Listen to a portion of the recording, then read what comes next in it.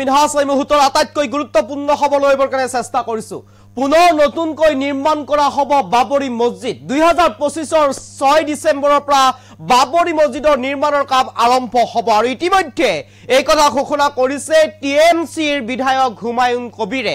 বাবৰি মছজিদৰ দৰে সদৃশ মছজিদ নিৰ্মাণ কৰা হ'ব পুনৰবাৰ পশ্চিমবংগৰ মুৰ্ছিদাবাদত নিৰ্মাণ কৰা হ'ব বাবৰি মছজিদ আৰু ইতিমধ্যে যি বাবৰি মছজিদ পূৰ্বৰে পৰা আছিল হে বাবৰি মছজিদ ধ্বংস কৰি দিয়া হৈছিল বাবৰি মছজিদ ভাঙি দিয়া হৈছিল কিন্তু বাবৰি মছজিদ পুনৰবাৰ নিৰ্মাণ কৰিবৰ কাৰণে সাজু হৈছে মুছলমান লোকসকলে একত্ৰিত হৈ ধন সংগ্ৰহ কৰি এই মছজিদ নিৰ্মাণ কৰিব এই কথা ঘোষণা কৰিছে এতিয়া টিএমচিৰ অৰ্থাৎ তৃণমূল কংগ্ৰেছৰ বিধায়ক হুমায়ুন কবিৰে 2025 ৰ 6 ডিসেম্বৰত স্থাপন কৰা হ'ব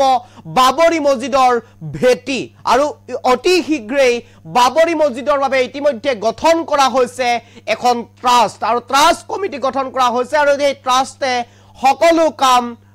সম্পাদন কৰিব সকলো কাম পৰিচালনা কৰিব নতুন ৰূপত নতুনকৈ বনোৱা হ'ব বাবৰি মছজিদ আৰু পশ্চিমবংগৰ মুৰ্ছিদাবাদত বাবৰি মছজিদ নিৰ্মাণ কৰা হ'ব এই মুহূৰ্ত খবিখে এই মুহূৰ্ত আটাইতকৈ গুৰুত্বপূৰ্ণ খবৰ পুনৰ আকৌ নতুনকৈ নিৰ্মাণ কৰা হ'ব বাবৰি মছজিদ মুছলমান লোকসকলে ধন সংগ্ৰহ কৰি নিৰ্মাণ কৰিব মছজিদ 2025 চনৰ পৰা শীঘ্ৰেই আৰম্ভ হ'ব বাবৰি মছজিদ আৰু বাবৰি মছজিদৰ নিৰ্মাণৰ কাম আৰম্ভ হ'ব 2025 ৰ 6 ডিসেম্বৰৰ পৰা পশ্চিমবংগৰ মুৰ্ছিদাবাদত বাবৰি মছজিদ নিৰ্মাণৰ সিদ্ধান্ত তৃণমূল কংগ্ৰেছৰ বিধায়ক হুমায়ুন কবিৰৰ এই গুৰুত্বপূৰ্ণ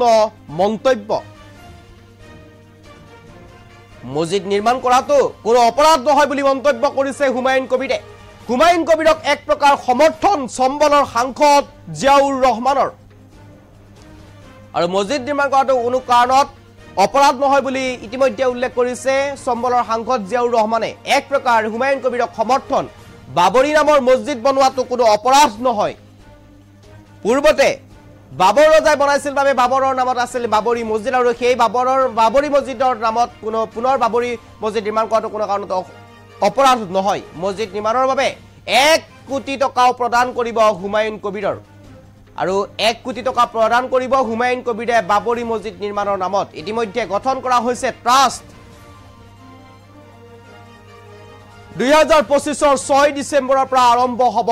বাবৰি মছজিদৰ কামকাজ আৰু ইতিমধ্যে গুৰুত্বপূৰ্ণ হ'ব লইবৰ কাৰণে চেষ্টা কৰিছো আৰু এয়া হৈছে বাবৰি মছজিদৰ নিৰ্মাণৰ কাম আৰু বাবৰি মছজিদ যেতুকে পূৰ্বৰে পৰা আছিল আৰু সেই বাবৰি মছজিদ ইতিমধ্যে ভংগ কৰি দিয়া হৈছে বন্ধ কৰি দিয়া হৈছে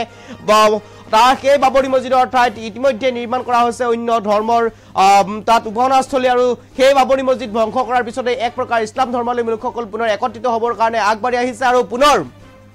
মুছলমান সমাজে একত্ৰিতভাৱে মুছলমান ৰাইজে একত্ৰিতভাৱে ধন সংগ্ৰহ কৰি এক প্ৰকাৰ পুনৰ বাবৰি মছজিদ নিৰ্মাণৰ বাবে আগবাঢ়ি আহিছে আৰু ইতিমধ্যে পশ্চিমবংগৰ মুৰ্ছিদাবাদত পুনৰ নতুনকৈ নিৰ্মাণ কৰা হ'ব বাবৰি মছজিদ 2025 ৰ 6 ডিসেম্বৰৰ পৰা নিৰ্মাণ কাৰ্য আৰম্ভ হ'ব ভেটি স্থাপন কৰিব 2025 ৰ 6 ডিসেম্বৰত ভেটি নিৰ্মাণ কৰিব ভেটি স্থাপন কৰিব আৰু তৃণমূল কংগ্ৰেছৰ বিধায়ক হুমায়ুন কবিৰে এই মন্তব্য কৰিছে আৰু তৃণমূল কংগ্ৰেছৰ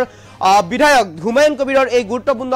মন্তব্যক এই এক প্ৰকাৰ সমৰ্থন জনাইছে জিয়াউৰ ৰহমান সম্বলৰ সাংসদ জিয়াউৰ ৰহমানে সমৰ্থন জনাইছে আৰু এক প্ৰকাৰ যেন এতিয়া পুনৰবাৰ বাবৰি মছজিদ নিৰ্মাণৰ বাবে উঠি পৰি লাগিছে তৃণমূল কংগ্ৰেছৰ বিধায়ক তথা সাংসদসকলে আৰু মছজিদ নিৰ্মাণৰ বাবে ইতিমধ্যে 1 কোটি টকা প্ৰদান কৰাৰ কথা ঘোষণা কৰিছে হুমায়ুন কবিৰে তৃণমূল কংগ্ৰেছৰ বিধায়ক হুমায়ুন কবিৰে এই কথা ঘোষণা কৰিছে আৰু ইতিমধ্যে 2025 ৰ 6 ডিসেম্বৰৰ পৰা আৰম্ভ হ'ব ভেটি নিৰ্মাণৰ কাম আৰু ইতিমধ্যে এই কথা ঘোষণা কৰিছে আৰু তৃণমূল কংগ্ৰেছৰ বিধায়ক হুমায়ুন কবিৰে এই কথা ঘোষণা কৰিছে যেতুকে বাবৰি মছজিদ পূৰ্বৰে পৰা থকা যি বাবৰি মছজিদ আছিল এই বাবৰি মছজিদ ধ্বংস কৰি দিয়া হৈছিল সেই ধ্বংস কৰি আন ধৰ্মৰ উপাসনাস্থলী তাত নিৰ্মাণ কৰা হৈছিল আৰু তাৰ পিছতে এক প্ৰকাৰ চৰ্চাত আছিল বাবৰি মছজিদ আৰু সেই বাবৰি মছজিদ চৰ্চাত থকাৰ পিছতে এইবাৰ পুনৰ মন্তব্য কৰিছে তৃণমূল কংগ্ৰেছৰ বিধায়ক হুমায়ুন কবিৰ আৰু হুমায়ুন কবিৰে মন্তব্য কৰি কৈছে পুনৰ নিৰ্মাণ কৰা হ'ব বাবৰি মছজিদ নতুনকৈ গঠন কৰা হ'ব বাবৰি মছজিদ ইতিমধ্যে ট্ৰাষ্ট নিৰ্মাণ কৰা হৈছে আৰু সেই ট্ৰাষ্টে সকলো সম্পাদনা কৰিব সকলো পৰিচালনা কৰিব আৰু এই কথা সমৰ্থন জনাইছে